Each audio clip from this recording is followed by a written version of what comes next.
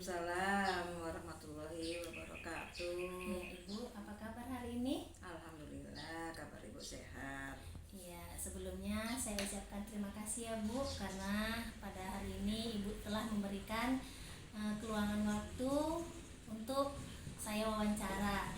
Berhubung dengan tugas saya di kegiatan guru penggerak, yaitu mewawancarai kepala sekolah tentang pengambilan keputusan yang harus diambil yang berhubungan dengan dilema etika ataupun bujukan moral. Nah, Bu, sama kita ketahui ya bahwasannya selama Ibu menjadi kepala sekolah, kira-kira apa saja masalah yang Ibu hadapi sekarang ini? Bisa Ibu ceritakan? Masalah yang Ibu hadapi ya di sekolah ini banyak. Cuman ada itu ya yang jadi beban pikiran Ibu sampai saat ini, yaitu mengenai keadaan guru-guru yang sepertinya keadaan guru-guru itu masih adanya kurang kekompakan. Itu mungkin karena kurang kekompakan di sini karena memang kurangnya juga komunikasi. Jadi yang menjadi permasalahan Ibu saat ini adalah kekompakan keadaan guru-guru di sini ya Bu ya. Iya, seperti itu. Jadi mungkin Ibu bisa memberikan alasan kenapa kira-kira guru yang ada di sekolah ini kurang kompak. Ya, itu tadi masalahnya. Karena mungkin kurang kompaknya itu ya itu tadi karena memang gak ada komunikasi, itulah komunikasi itu kurang.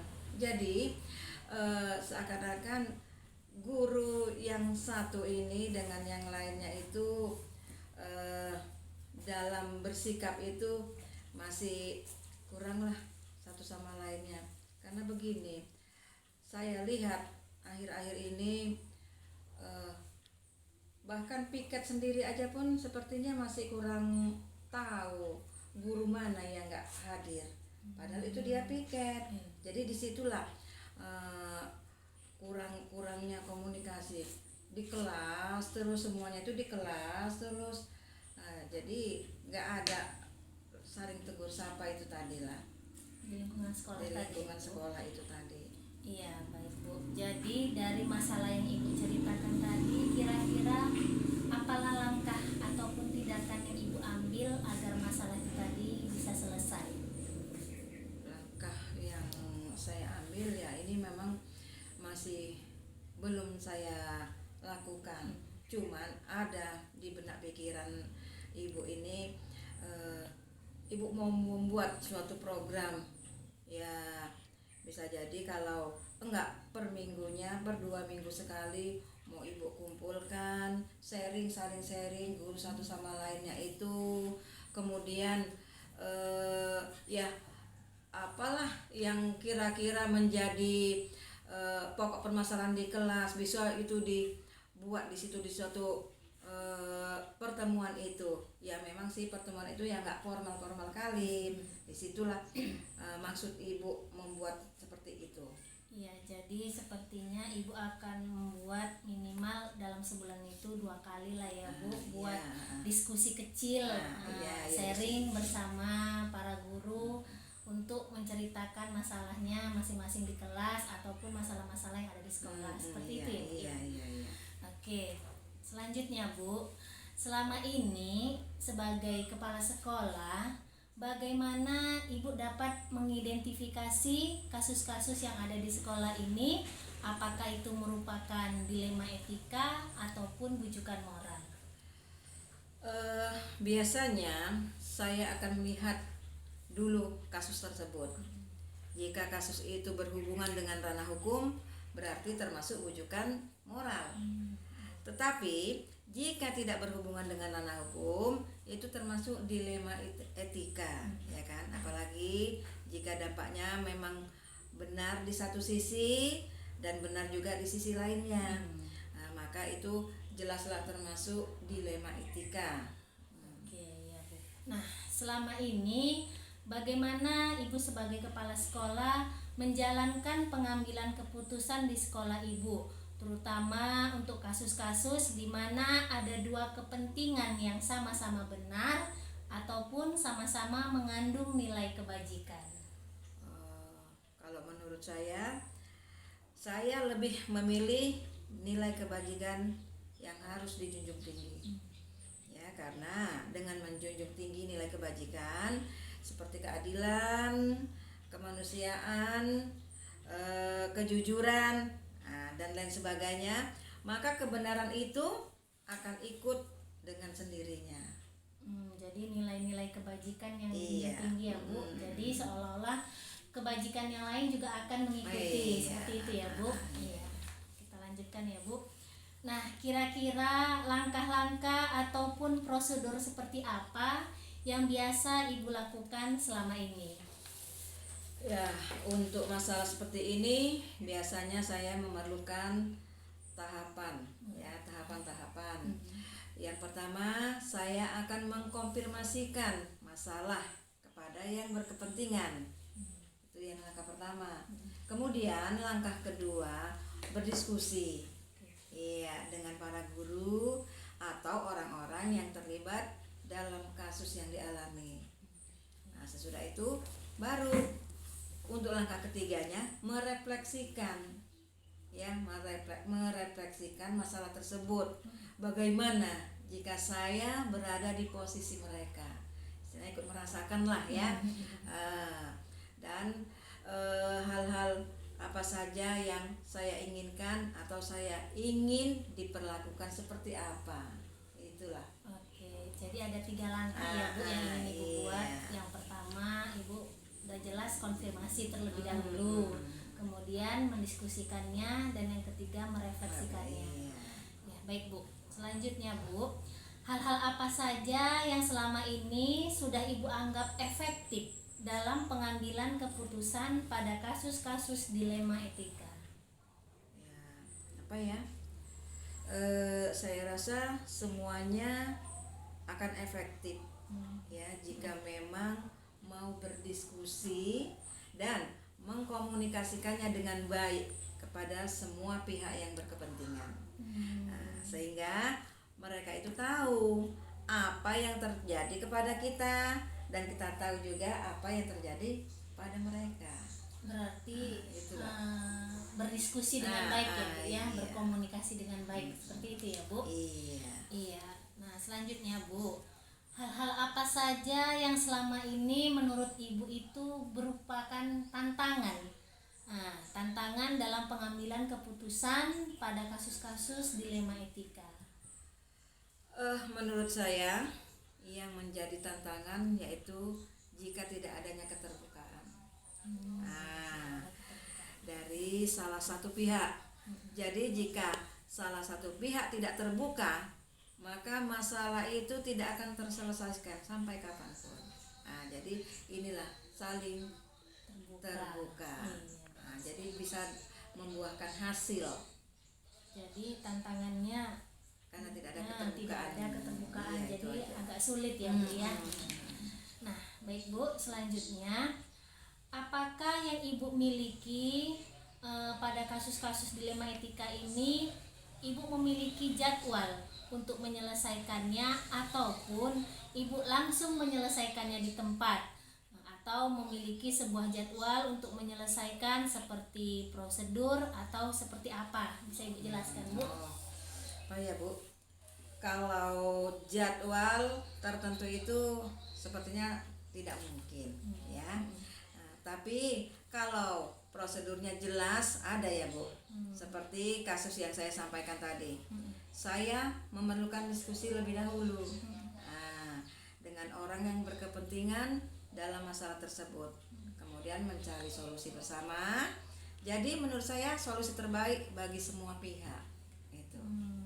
Jadi kalau saya ambil kesimpulan, jadwal itu belum tentu lah ya Bu dibuat, tapi jika memang ada kasus yang harus diselesaikan, segera akan diselesaikan. Seperti itu ya Bu ya. Ya, nah Bu, untuk selanjutnya, kira-kira ada nggak seseorang atau faktor-faktor apa saja yang selama ini mempermudah ataupun membantu Ibu dalam pengambilan keputusan dalam kasus-kasus dilema etika? Ya, tentu saja ada ya Bu.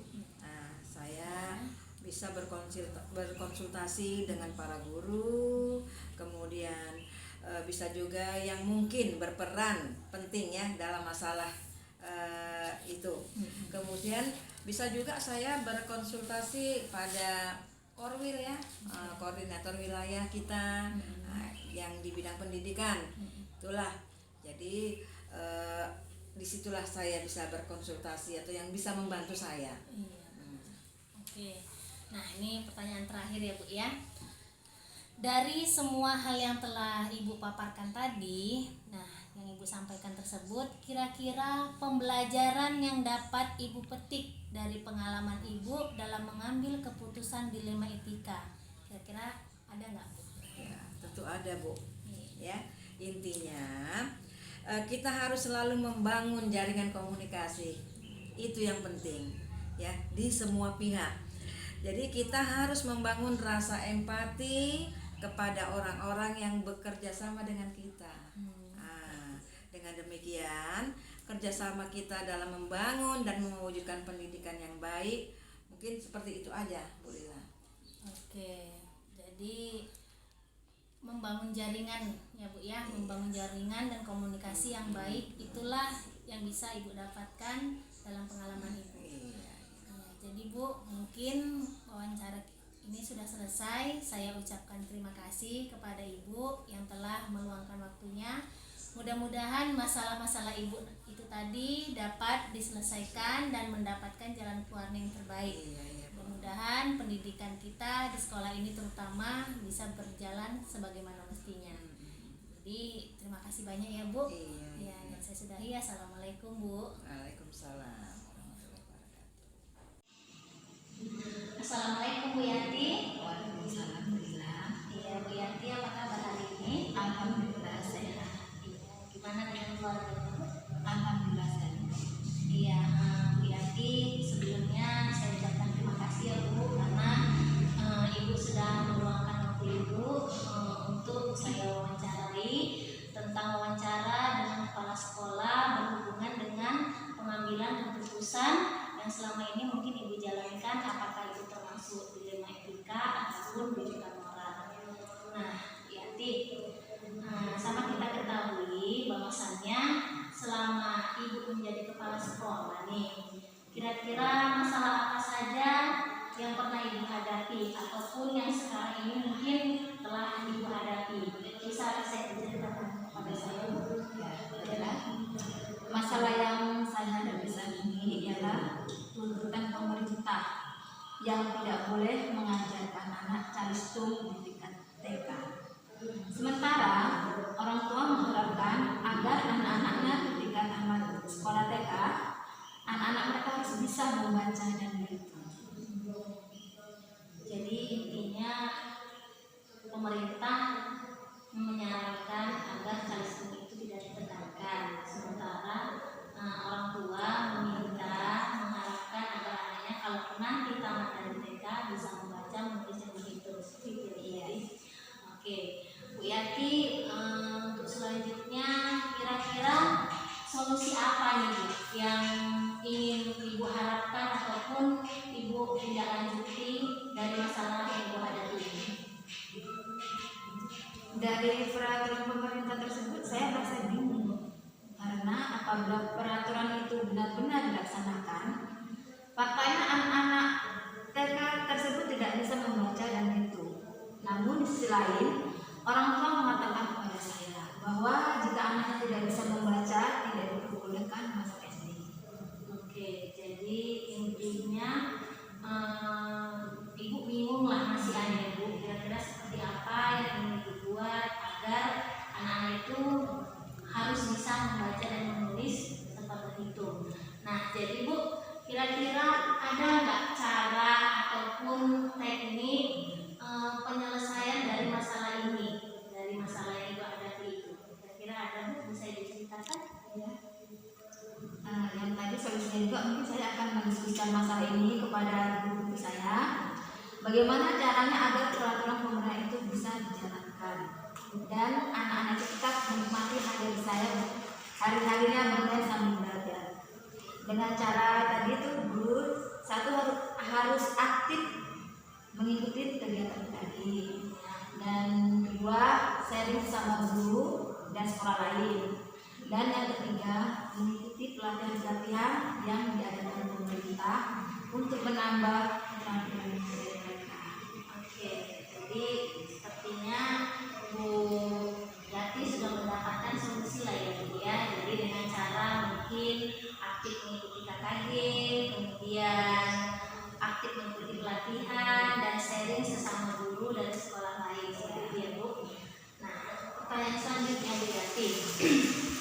Selama ini setelah Ibu menjadi kepala sekolah, bagaimana Ibu dapat mengidentifikasi kasus-kasus yang merupakan dilema etika ataupun pendidikan moral? Seperti apa Bu Yati? Biasanya saya akan melihat dulu kasus tersebut.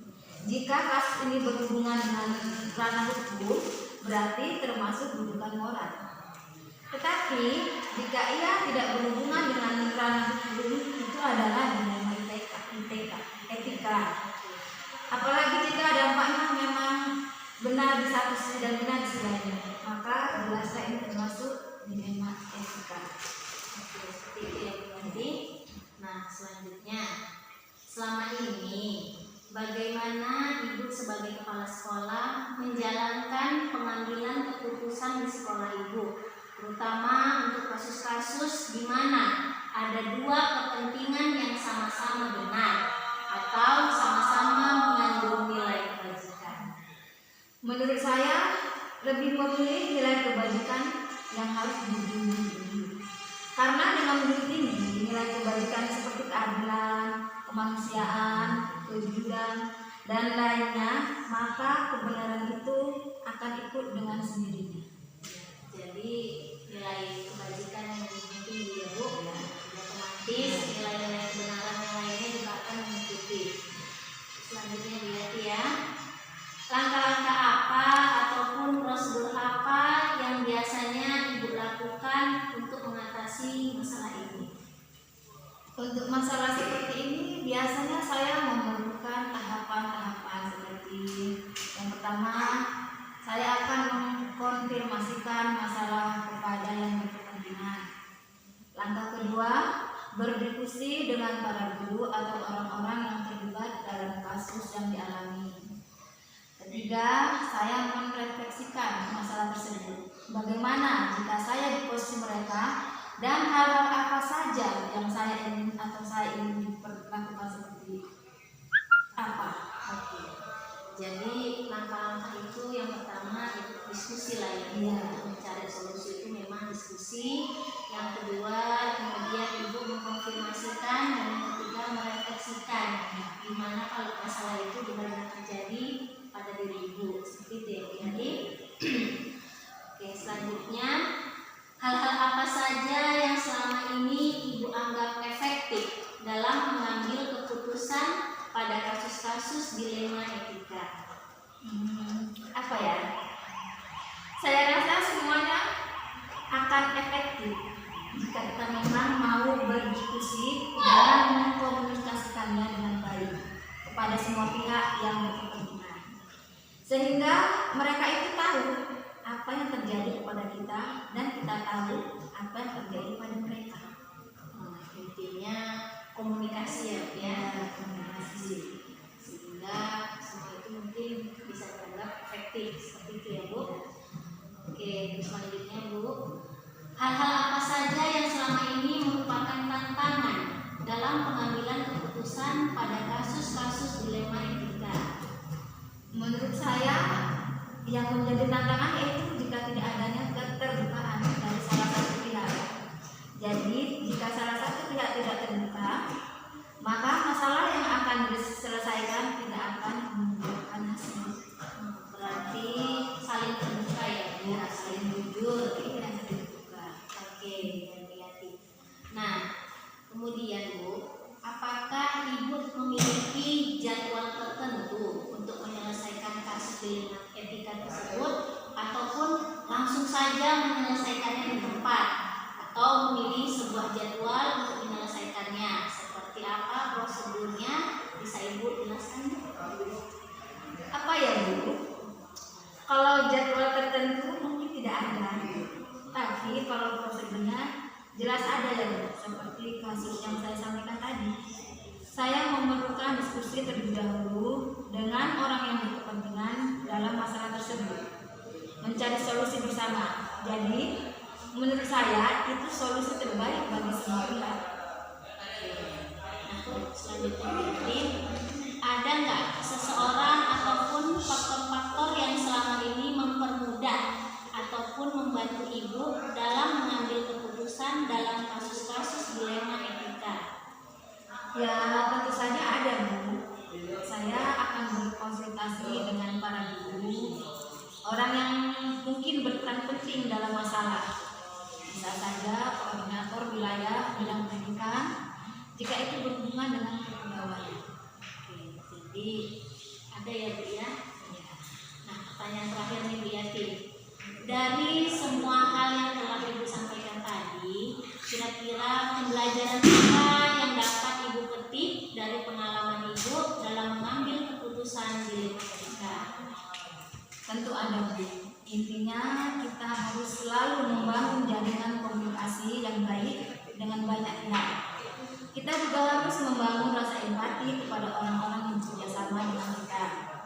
Dengan demikian, kerjasama kita akan membangun dan mewujudkan pendidikan yang baik. Mungkin seperti itu Bu. Oke, jadi intinya membangun jaringan Ibu, jaringan komunikasi yang baik. Oke Bu Yati, mungkin sekian dulu wawancara dari saya. Mudah-mudahan masalah yang Ibu hadapi ini mendapatkan jalan keluar yang terbaik. Kemudian untuk mewujudkan pendidikan khususnya di Indonesia bisa berjalan dengan lancar. Terima kasih Bu Yati. Ya, sama-sama. Assalamualaikum.